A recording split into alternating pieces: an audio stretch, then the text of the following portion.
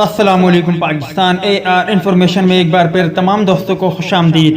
Indian cricket team کے دو senior کھلاڑیوں نے بیک ٹو بیک ریٹائرمنٹ کا اعلان کیا۔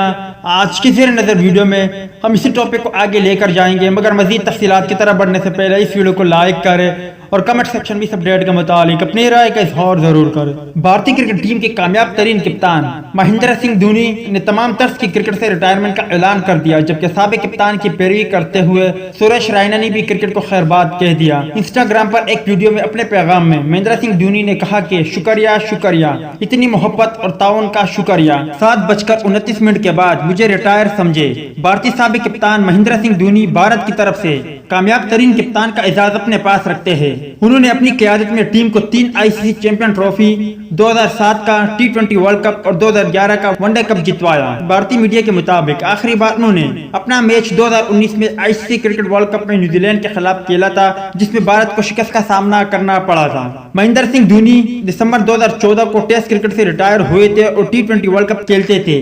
ان کی قیادت میں بھارتی ٹیم 2015 اور 2016 کی T20 ورلڈ کپ میں سیمی فائنل میں پہنچی تھی۔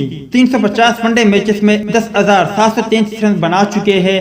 دھونی ورلڈ T20 2020 کھیل کر ریٹائر ہونا چاہتے تھے، تاہم کورونا کی وجہ سے ایونٹ ملتوی کر دیا گیا اور ان کا یہ خواب ادھورا رہ گیا۔ دوسری طرف مہندر سنگھ دھونی کی پیروی کرتے ہوئے بھارتی بیٹسمین سریش رائنا نے بھی کرکٹ سے ریٹائرمنٹ کا اعلان کر دیا ہے۔ مہندر سنگھ دھونی سے متعلق انہوں نے کہا کہ آپ کے ساتھ کھیلنے کا بہت مزہ آیا۔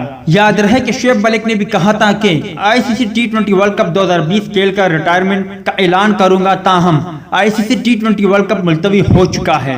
اس بارے میں شعیب ملک کی کیا سوچ ہوگی، یہ تو آنے والے وقتوں میں ہی پتہ چلے گا کہ کیا Shoaib Malik ICC T20 world cup 2021 کھیل کر ریٹائرمنٹ کا اعلان کریں گے یا پھر اس سے پہلے انٹرنیشنل کرکٹ کو خیر بات کہہ دیں گے۔ ملتے ہیں کسی نیکسٹ ویڈیو میں، تب تک کے لیے اجازت دیجیے۔ اللہ حافظ۔